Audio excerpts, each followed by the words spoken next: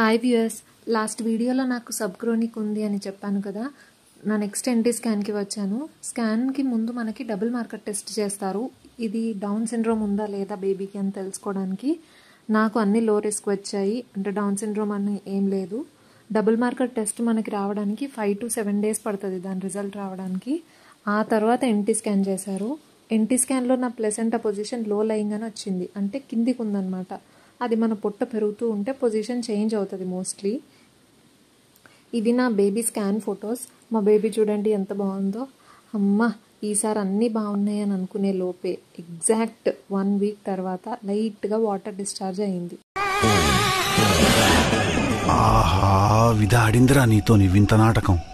వెంటనే డాక్టర్కి కాల్ చేసి స్కాన్ చేసుకొని రమ్మంది. హార్ట్ బీట్ ఉంటే మనం బేబీని ఎలా అయినా కాపాడొచ్చు అని. స్కాన్లో బేబీ హార్ట్ బీట్ 174 BPM ఉంది. నా సబ్క్రోనిక్ కూడా ఎక్కడికి పోలేదు, మళ్ళీ వచ్చింది.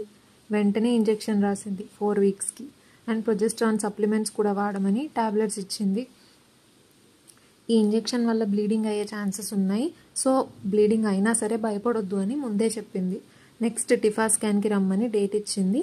నా టిఫా స్కాన్లో ఏమైందో నెక్స్ట్ వీడియోలో చూద్దాం. Thank you for watching.